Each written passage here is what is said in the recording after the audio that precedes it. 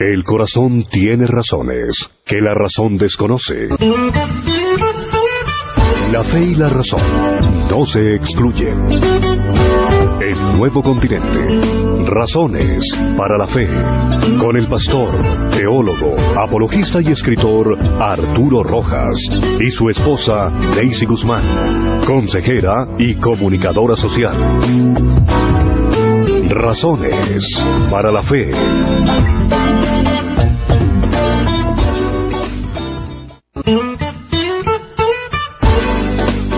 Buenas noches, estamos de regreso con nuestro programa Razones para la Fe, después de haber pasado unas navidades en familia y pues llenos de bendiciones.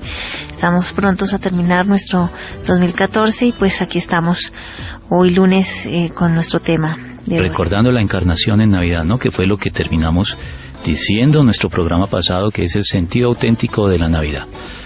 Recordar siempre que fue el momento de la encarnación de Dios como hombre para redimirnos y para no dejarnos a nuestra suerte. Entonces, sí. Creo que ese es el sentido de la Navidad, que ojalá que no solamente lo recordemos en Navidad, sino que sea algo que esté siempre presente a lo largo de todo de todos los meses del año. Bueno, quiero recordarles a nuestros oyentes que este mes se han tratado temas que son muy acordes a lo que estamos viviendo en diciembre, ¿no? El dinero como bendición o maldición, por aquello de todos los que de pronto estamos afanados y turbados buscando regalos y gastando lo que no tenemos. Entonces la idea y el objetivo de ese programa era como centrarnos en el manejo del dinero, especialmente en este mes. El siguiente lunes, el anterior al día de hoy, se trató la Navidad, mitos y verdades, cómo de pronto los cristianos satanizamos todo, el pesebre, el árbol de Navidad, todas esas cosas, ¿no? Tú que dejaste algo entre el tintero en la diferencia que hay entre la festividad y el carnaval. Sí, es que a mí me parece, y eso es algo que por la premura de tiempo no pudimos decir en su momento, que es yo sé que hay cristianos que tal vez escucharon el programa y no estuvieron de acuerdo con la postura que expusimos allí en cuanto a darle un sentido cristiano a festividades paganas. Hay algunos que piensan, los más puristas entre los cristianos piensan que eso es una concesión inadmisible hacia el mundo, pero la verdad es que las opiniones están divididas y yo creo que no podemos descalificarnos mutuamente por esta razón, porque primero que todo, algunos piensan que Constantino es el gran chivo expiatorio de muchas cosas para los que no conocen la historia, y algunos dicen fue Constantino el que consagró las Saturnalias y le cambió el sentido. Eso no es cierto. Los padres de la Iglesia, mucho antes de Constantino, y yo lo dije en el programa pasado, estuvieron desde el año 200 ya avalando de algún modo este cambio de del sentido de las festividades paganas por motivos y por el sentido cristiano. Y yo pienso que hacer esto no lo condena la Biblia, por el contrario, me parece que eso es parte de la astucia que la Biblia recomienda que la Iglesia debe tener. Para los que les sorprendan, la Biblia recomienda a los cristianos tener astucia. No sé si recuerdan un pasaje de una parábola del Señor de un mayordomo infiel, en la cual el Señor manifiesta su inconformidad y su queja y su denuncia hacia la Iglesia por el hecho de que los hijos de este siglo, dice literalmente el Señor, son más sagaces o más astutos en su trato con sus semejantes que los hijos de luz. El Señor está formulando ahí una queja, dice, ¿por qué la Iglesia no es sagaz ni astuta para aprovechar, por ejemplo, festividades paganas y cambiarles el sentido y promover motivos y temas cristianos a través de ellas? Sí. A mí me parece que lo que la Iglesia hizo es un ejercicio de esa instrucción del Señor. Es salirle al paso y decir, vamos a ser sagaces. No vamos a poder desmontar estas festividades paganas porque están ligadas a ciclos de la naturaleza que se repiten y son muy determinantes en la vida de los pueblos. Entonces, como no podemos desarraigar estas festividades, entonces cambiemos más bien el carnaval que ellas promueven por la fiesta que el cristianismo promueve. que es muy diferente. El cristianismo es festivo, pero no es carnavalesco. El mundo promueve un carnaval donde se relajan las costumbres y hay una completa disolución. Sí, es que después de la novena llega el relajamiento, entonces termina siendo o durante la misma novena. La fiesta que es la novena termina siendo en carnaval. Es el pretexto para la relajación de las costumbres. Podemos hacer una novena donde se comparte la palabra de Dios, donde se comparte una comida, donde de pronto haya alabanza y podemos orar y simplemente... Yo diría que podemos hacer reuniones de ese estilo, no la llamemos novena porque novena está muy ligado al... novenario, ¿no? De 9 noches. Sí, y está ligado mucho a los rezos mecánicos y eso. Podemos hacer reflexiones en la época de Navidad que contrarresten ese aspecto censurable que pueden tener la celebración de las novelas, y eso es astucia. Y me remito a otro pasaje en el Evangelio. El Señor dijo también que nos enviaba como a ovejas en medio de lobos, y dijo que debido a esa circunstancia debíamos ser mansos o sencillos como palomas, y mira tú lo que dice además el Señor, prudentes o astutos como serpientes. Eso lo dijo el Señor, y dijo que la iglesia tenía que ser astuta. A mí me parece que esta transculturización de festividades paganas, como por ejemplo la Navidad, que es tal vez la más significativa de todas, con motivos cristianos, no es algo censurable. Puede que algunos no lo compartan, puede que a algunos no les parezca, los más puristas, y están en su derecho, pero no creo que les asista el derecho también de condenar a los cristianos que sí han llevado a cabo ese ejercicio y mediante él tal vez han logrado meter una cuña en el mundo y mediante esa cuña empezar a promover motivos cristianos en la cultura secular. Sí, es el momento de poder evangelizar con la gente que está dispuesta a sentarse enfrente de un pesebre a buscar de Dios, porque no hacerlo de manera diferente y no tan rutinaria. ¿Recuerdas que una vez nos invitaron a nosotros en el vecindario, en el condominio donde vivíamos? Nos invitaron porque diversas familias se hacían responsables de una novena. Nosotros hubiéramos podido como cristianos decir, nosotros no participamos de eso. Es satánico. Y nosotros lo que hicimos fue, perfecto, vamos a asumir la responsabilidad el día en que nos corresponde, y lo que hicimos fue dejar los rezos de lado, la celebración de los misterios, la lectura del rosario, todo ese tipo de cosas las dejamos de lado. ¿Y qué fue lo que hicimos? Compartimos una reflexión que a la gente le gustó mucho de Max Lucado, y yo comenté algunas cosas que dejaron a la gente pensando, y creemos que se pudo haber sembrado, aprovechando esa circunstancia, una semillita y alguna inquietud espiritual auténtica en el corazón de los asistentes. Tenemos que hacer la diferencia, definitivamente. Bueno, recuerden que estos programas y pues todos los anteriores están colgados en el grupo Razones para la Fe en Facebook y en YouTube, para que los que no los escucharon pues están allí ya grabados. Por lo pronto hoy nos vamos a dedicar a nuestro tema de hoy, que son los alimentos y el Evangelio. Increíble como un tema de estos también hace mella dentro del cristianismo, entrando a generar confusión y un poco de legalismo. Y bueno, vamos a mirar. Voy con mi primera pregunta. ¿Qué tiene que decir la Biblia sobre temas tan cotidianos como el de la alimentación? La Biblia tiene mucho que decir sobre todos los temas cotidianos de la vida de los seres humanos, y entre ellos la alimentación es uno de los más relevantes, creo yo. Porque la subsistencia depende mucho de nuestro alimento, y por eso la Biblia no guarda silencio a este respecto. En el libro de Levítico hay una lista que tal vez muchos cristianos conocen de animales puros e impuros. Esos son prescripciones de tipo dietético. Así se le denomina a este tipo de instrucciones dietéticas, o sea, las que tienen que ver con la alimentación. No pensemos en dietético en el sentido de dietas, o de las dietas para adelgazar, bajas calorías, sino de dietas saludables. De una alimentación balanceada. Es cierto. Entonces uno encuentra una lista muy detallada de animales puros e impuros. Los animales puros son los que el Señor autoriza para la práctica de los sacrificios y del ritual judío. Los animales impuros eran los que él prohibía. Y por supuesto, como la alimentación de los judíos también estaba ligada al ritual, porque los sacerdotes, por ejemplo, consumían de los sacrificios, y los mismos oferentes, las personas que iban a ofrecer el sacrificio con el sacerdote, ellos también podían consumir esta carne, pues tiene que ver también con la alimentación. Entonces, aquí encontramos ya prescripciones bíblicas que tienen que ver con la alimentación.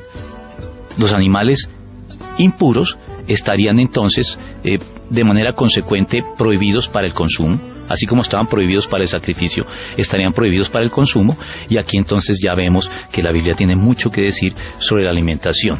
Pero tengamos en cuenta algo.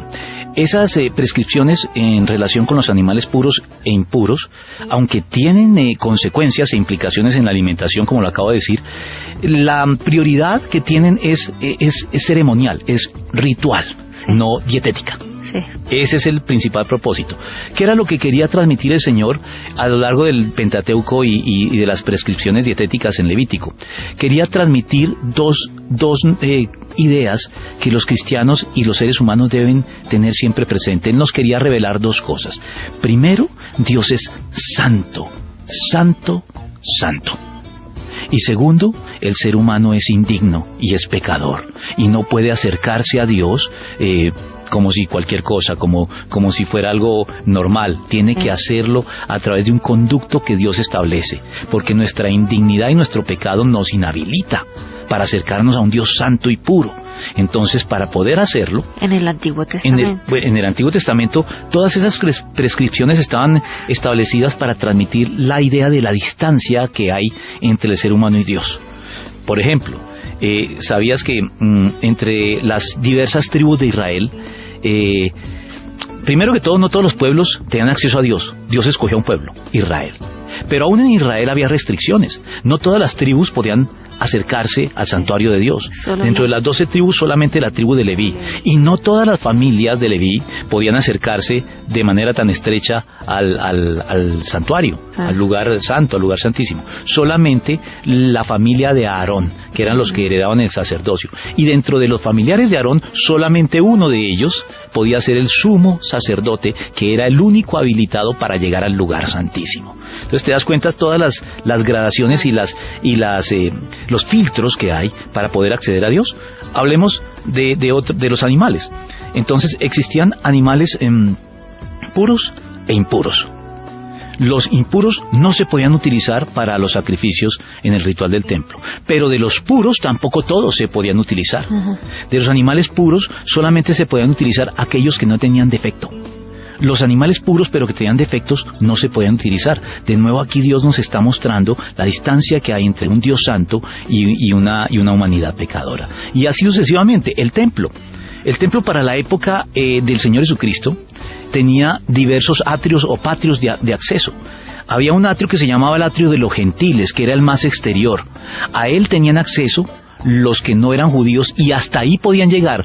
Había avisos a partir de ese momento que le anunciaban a los gentiles que si ellos traspasaban esos linderos y penetraban más en el templo, eran reos de muerte, es decir, podían ser ejecutados. La pena de muerte estaba sobre un gentil que se atreviera a ir más allá del atrio de los gentiles, que era el más externo.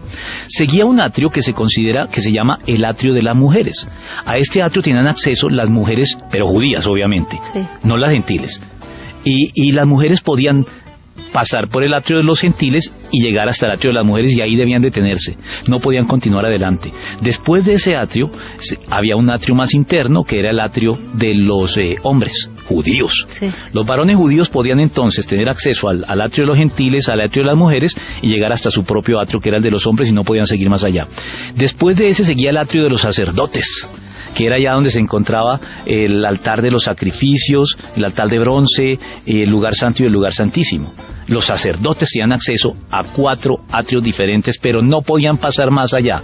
Más allá estaba el lugar santísimo, al que tenía acceso únicamente el sumo sacerdote. Entonces, con todo esto, sí, claro, he escogido algunos ejemplos, porque podríamos seguir mirando en el Deuteronomio, o más exactamente en el Pentateuco en general, muchas de esas prescripciones que querían transmitir esa idea. Los animales puros e impuros caen dentro de este propósito. Sí, claro. No tenían un propósito dietético, sino un propósito ritual. Sí. Esa era la razón por la cual el Señor estableció la diferencia entre los animales puros e impuros, para transmitir la idea de separación, de santidad de Dios y de indignidad y pecaminosidad humana. Bueno, quedó bastante claro.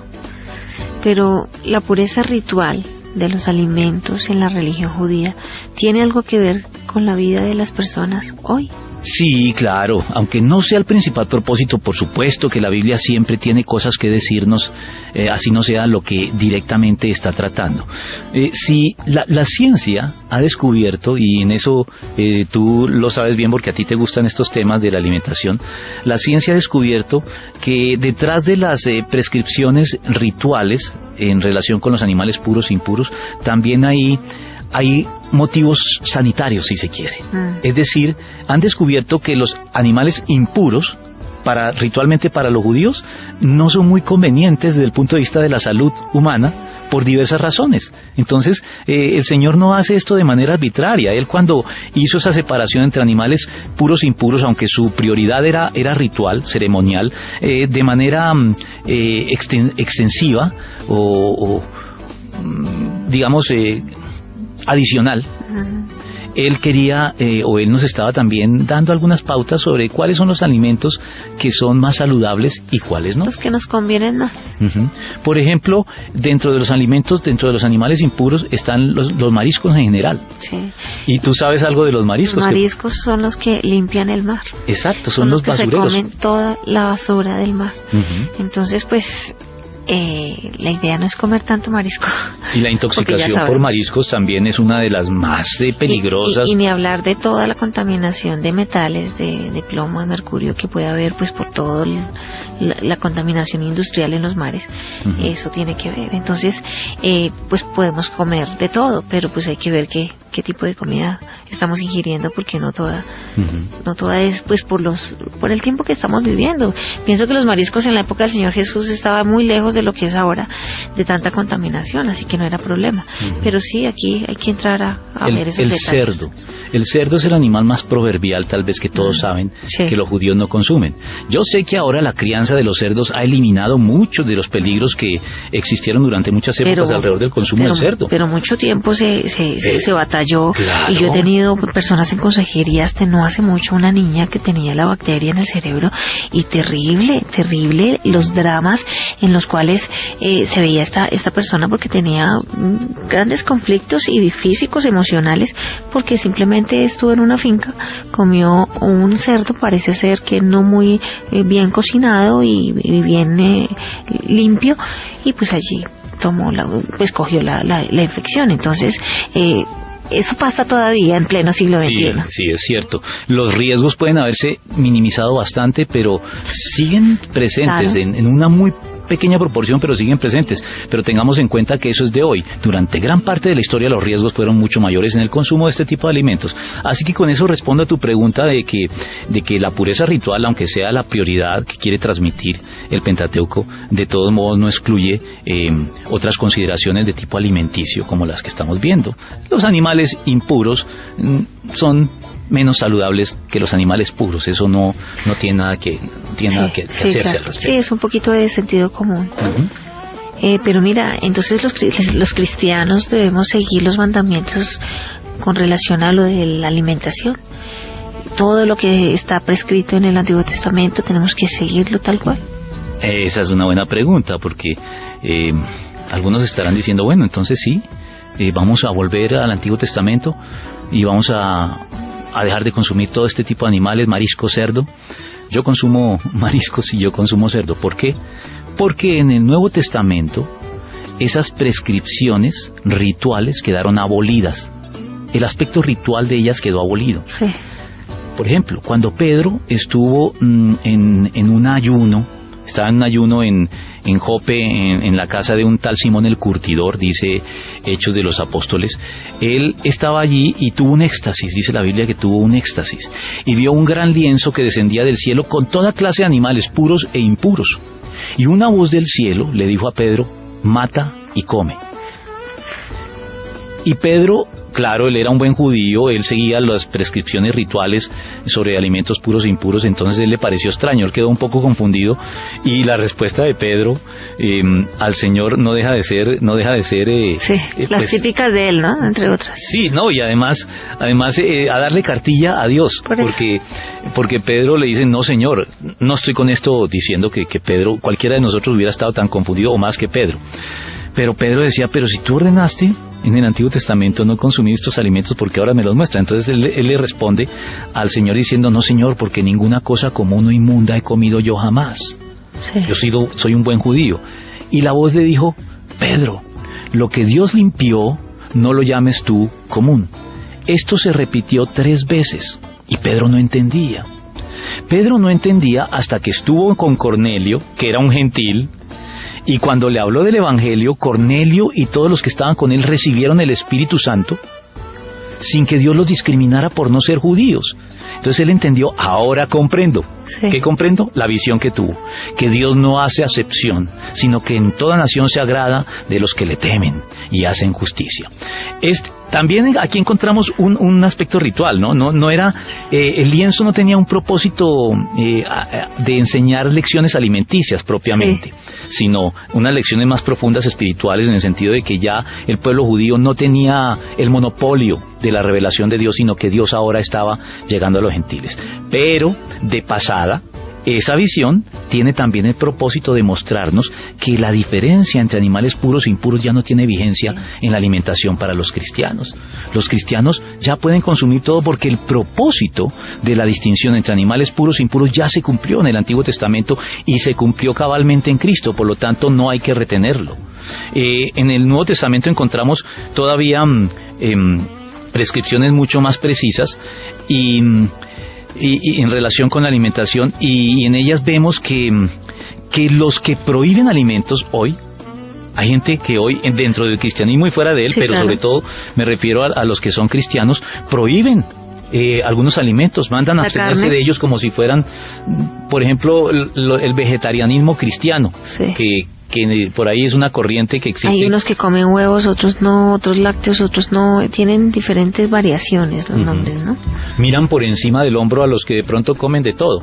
Y yo encuentro que la instrucción que el apóstol Pablo le dio a su discípulo Timoteo en Primera de Timoteo, ya les ubico el pasaje, capítulo 4, dice así: el Espíritu dice claramente que en los últimos tiempos algunos abandonarán la fe para seguir a inspiraciones engañosas y doctrinas diabólicas.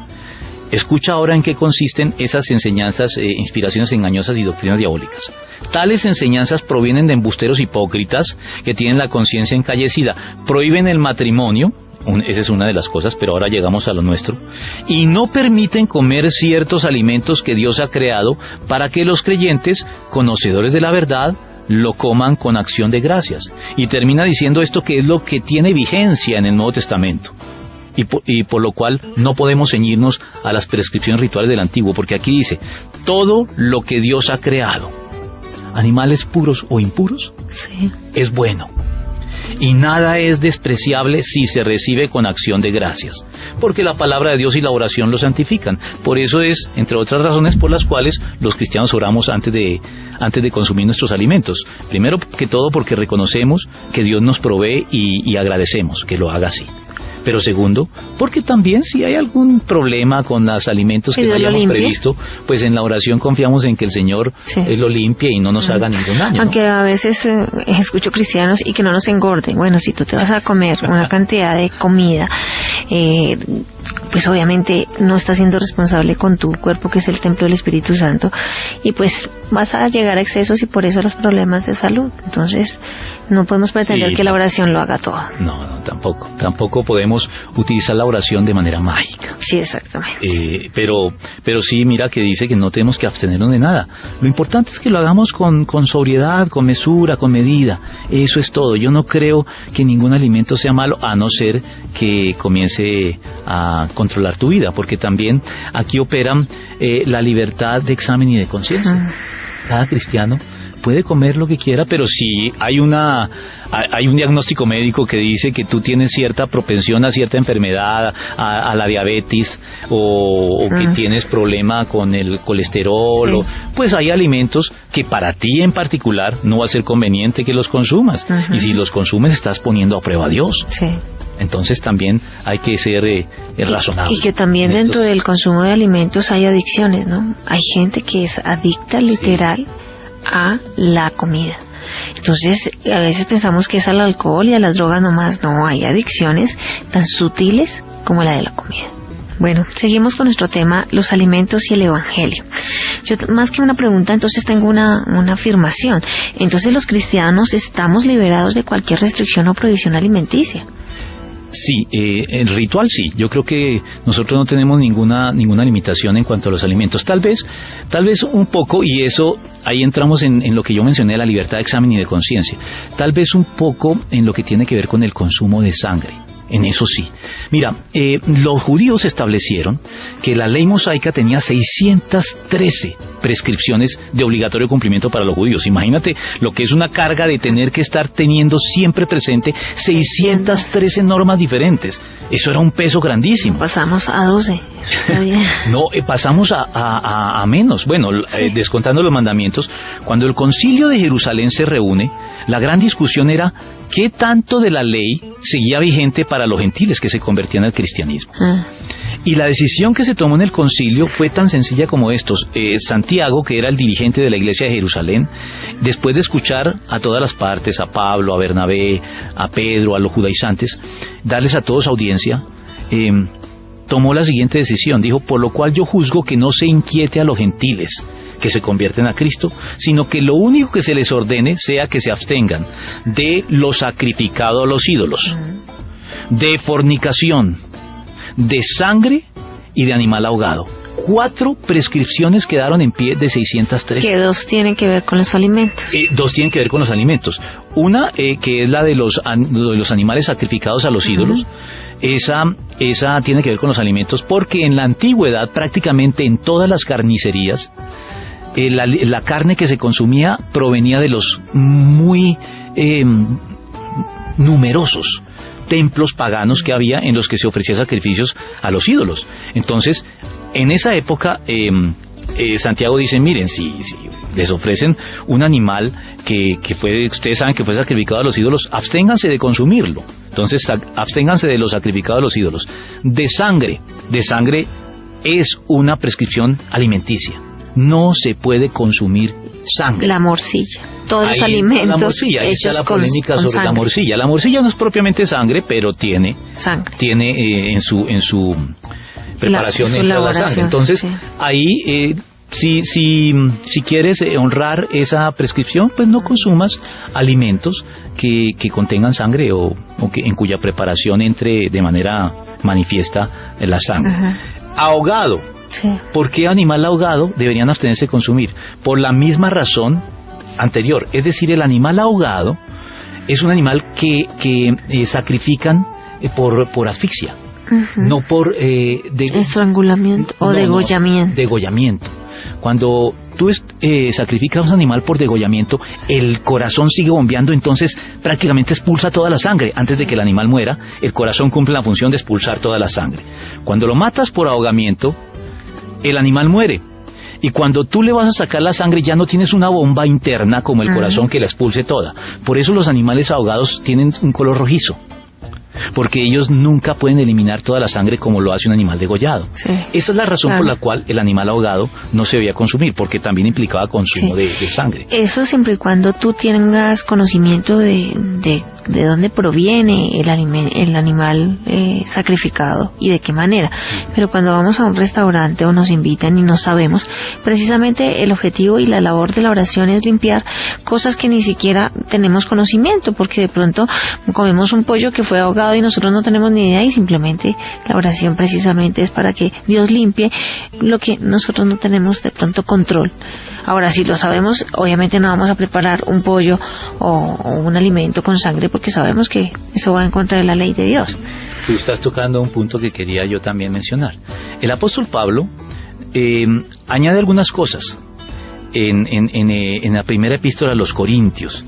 Él, por supuesto, la postura de Pablo fue la que de algún modo salió victoriosa en ese debate que se dio en el Concilio de Jerusalén alrededor de las prescripciones de la ley, de las cuales 3, como tú lo señalaste hace un momento, de las que quedaron en pie, tienen que ver con los alimentos. Repito, los sacrificados a los ídolos tienen que ver con los alimentos. Lo de la abstención del animal ahogado también tiene que ver con los alimentos, y lo de la sangre. La única que no tiene que ver con estos era la fornicación. Pero entonces Pablo, que debió sentirse muy satisfecho por la decisión que se tomó porque fue favorable a su postura, él añade algunas cosas en la primera epístola a los Corintios. Él tiene algo que yo llamo la dieta paulina. No recuerdo exactamente dónde se encuentra en Primera de Corintios, pero lo sé de memoria, porque yo le digo a la gente que yo practico la dieta paulina. ¿Y cuál es la dieta paulina? El apóstol Pablo dice: de todo lo que les pongan por delante, coman sin preguntar nada por motivos de conciencia. Entonces Pablo, ¿qué está diciendo? Miren, es cierto que se dieron estas instrucciones en el concilio de Jerusalén para abstenerse de lo sacrificado a los ídolos, la sangre y lo ahogado. Pero ustedes no se pongan tan escrupulosos a preguntar cuando los invitan a comer de dónde proviene la carne. Sencillamente coman sin preguntar nada. No pregunten: oiga, esta carne que usted me está ofreciendo proviene de un templo pagano, del sacrificio a un templo pagano. Y si le responden que sí, entonces yo no la como. No se pongan en esas cosas, dice Pablo. Coman sin preguntar nada. Pero añade una prescripción adicional. Él dice: pero si alguno en la mesa de los que está allí les declara, sin que se lo preguntemos, que ese alimento está sacrificado a los ídolos, entonces él dice: en ese caso no lo coman. ¿Por qué? Por causa de la conciencia, pero no de la de ustedes. Porque ustedes tienen su conciencia limpia, hubieran podido comer ese alimento sin ningún problema. Es por la conciencia del otro. No hieran la conciencia del que les hizo esa declaración, porque puede ser un cristiano muy escrupuloso, un poquito legalista, para el cual si lo ven a ustedes comiendo de esa carne van a herir su conciencia y lo van a incitar a que él lo haga sabiendo que está mal, porque para él en su conciencia está mal, o lo van a impulsar a que levante su dedo índice para señalarlos a ustedes como transgresores. Y mira que por lo general este tipo de situaciones ocurren cuando estamos en familia o entre amigos, y por eso nos señalan de locos, fanáticos y legalistas. Además que no damos razones como para hacerlos entrar en conocimiento de por qué razón yo no me abstengo de estos alimentos, y por eso nos rotulan y mucha gente no llega al evangelio precisamente por estas pequeñas cosas, pequeñas grandes cosas. Sí, eso es lo que te decía hace un momento de la libertad de examen y de conciencia. Entonces, si yo voy a comer algo que a mí no hiere mi conciencia, sin preguntar nada, pero alguien me hace la declaración y resulta que sí es un alimento sacrificado a los ídolos o un alimento que puede herir la conciencia del otro, por ejemplo. Te voy a decir otra cosa, no es propiamente un alimento, o sí, pueden caber dentro de los alimentos. El consumo de licor. Sí. El consumo de licor no está prohibido en la Biblia, lo que está prohibido es emborracharse, el exceso. Como siempre, lo que la Biblia prohíbe son los excesos. Entonces, eso significa que yo como cristiano me puedo tomar 1 o 2 copas de vino y no tengo ningún problema, no he incurrido en pecado ni nada. Acompañando un almuerzo, ¿puede ser? Sí, o en una reunión social, desde que yo no me propase, no estoy haciendo nada. La Biblia dice en el Salmo 104, cuando habla del vino, dice: el vino que alegra el corazón del hombre. Sí. Entonces, no hay ningún problema. Y el primer milagro del Señor Jesús fue convertir el agua en vino. Entonces el vino no es algo satánico también. No, emborracharse sí lo es. Sí. Emborracharse. Pero fíjate que la adicción, perdóname, voy a abrir un paréntesis, la adicción a las bebidas alcohólicas pues es pecado y se llama pues entrar ya en borracheras, pero la adicción a los alimentos se llama gula, y es exactamente igual la gula a las borracheras. Ahí sí creo que los cristianos deberíamos suscribir de nuevo la clasificación de pecados capitales y veniales, porque la gula es un pecado capital según la teología católica, aunque eso no tiene fundamento bíblico propiamente, pero yo pienso que los cristianos nos hemos descuidado tanto en este aspecto que hemos trivializado la gula, y la gula es un pecado. Uno ve a unos cristianos, a unos pastores, pero así totalmente relajados en cuanto a la carne, al manejo de la carne en el sentido literal, de la alimentación, que uno dice, si somos tan relajados en cosas tan pequeñas como esas, pero que tienen grandes repercusiones, porque puedes tener un paro cardíaco, puedes tener una pésima salud, pero fíjate que no nos damos cuenta, son esas pequeñas zorras que echan a perder la cosecha, que dice la palabra. Es tan importante esas adicciones el de los alimentos, que no hay que... Tú estás abordando un tema estimarla. del que iba a hablar yo al final, pero ya que lo tocaste, pues de una vez considerémoslo. Y es esa epidemia de obesidad mórbida que existe y que padecen hoy amplios sectores del primer mundo, como por ejemplo los Estados Unidos de América a la cabeza. Cualquier persona que va a Estados Unidos ve a gente no gorda. No se ve gente gorda, se ve gente verdaderamente obesa. Pero ya no hay que ir a Estados Unidos, aquí uno los ve, Sí, cada vez se está cierto, viendo más. Es cierto, la sociedad occidental está padeciendo esta relajación, esta falta de dominio propio. La Biblia dice que los cristianos tenemos que tener dominio propio, y el dominio propio pasa por el control sobre los alimentos. Sí. Un cristiano obeso, ya con eso está, a no ser que sea por alguna causa patológica, por alguna patología, pero si es por simplemente gula, creo que ya es una condición que habla mal de él, Sí, sí. de su dominio propio. A eso me refiero. Entonces, sí, yo creo que aquí también la Biblia tiene, aunque no lo diga de manera directa, la Biblia dice que tenemos que ejercer control sobre nuestros apetitos. Así que pienso que este es un tema que había que tocar. Mira, en cuanto a la libertad de conciencia, había algo que quería terminar, sí, perdóname, que tú interrumpiste, y es que la libertad de conciencia tiene que tener en cuenta tres criterios que el apóstol Pablo establece, después de que dice que nos abstengamos, y la persona declara que el animal fue sacrificado a los ídolos, nos abstengamos de consumirlo por la conciencia de él, para no herir la conciencia de él y no por la nuestra. Él dice: todo me es lícito, pero no todo me está permitido. Sí. Todo me es lícito, pero no todo me conviene. Todo me es lícito, pero no todo edifica. Y todo me es lícito, pero yo no me dejaré dominar de ninguna cosa. Entonces, en el ejercicio de la libertad de conciencia, que es el campo donde caen el consumo de los alimentos, debemos siempre preguntarnos estas tres inquietudes, estas tres preguntas tenemos que formularnos. Primero, ¿conviene comer este alimento? Segundo, ¿es constructivo? ¿Aporta verdaderamente? Y tercero, ¿domina mi vida? Y ahí es cuando entran las adicciones. Si hay algún alimento que se convierte en algo que domina tu vida, se convierte en una obsesión, para cualquier otra persona es lícito, pero para ti tal vez ya no es lícito. Es lo que sucede, por ejemplo, con algunas personas que salen del alcoholismo. No es que yo no es que esté muy de acuerdo con esto, pero puedo entender cuando un exalcohólico cristiano se abstiene hasta del vino de la cena del Señor. Yo pienso que cuando somos redimidos, hasta un alcohólico debe permitirle la redención del Señor consumir el vino de la cena. Pero bueno, en gracia y discusión, digamos que los exalcohólicos que se convierten a Cristo y deciden no consumir ni siquiera una copa de vino, tal vez están haciendo lo correcto porque su conciencia se los indica, porque ellos tal vez son tan débiles de conciencia que dicen: si consumo el primer trago, no podré detenerme. Entonces, para ellos tal vez no es lícito consumir esta copa, que para cualquier otra persona que no tiene esa problemática no implicaría ningún problema. Lo que tú hablabas en el tema del legalismo, que a veces hace falta un poquito de legalismo en algunas personas cuando se vienen de situaciones tan complicadas. Sí, claro, las personas pueden practicar ciertas formas de legalismo en su propia vida, no hay ningún problema y nadie los puede censurar. Repito, el problema con el legalismo es cuando los legalistas comienzan a imponer su legalismo a los demás. Practíquenlo si lo quieren, pero no lo impongan a los demás, porque ahí se están extralimitando. Sí, bueno, esto está interesante. Creo que sí. ¿Qué dice la Biblia sobre las prácticas vegetarianas? Están muy de moda. Entonces ya no comemos carne, ya la carne es mala, nos mata. Entonces nos volvemos vegetarianos. ¿Qué pasa con eso? ¿Qué dice la Biblia al respecto? La Biblia, como te lo dije en citando Primera de Timoteo, no condena ningún tipo de alimento. Es más, si vemos, algunos dicen que es que el estado ideal de la humanidad es vegetarianismo.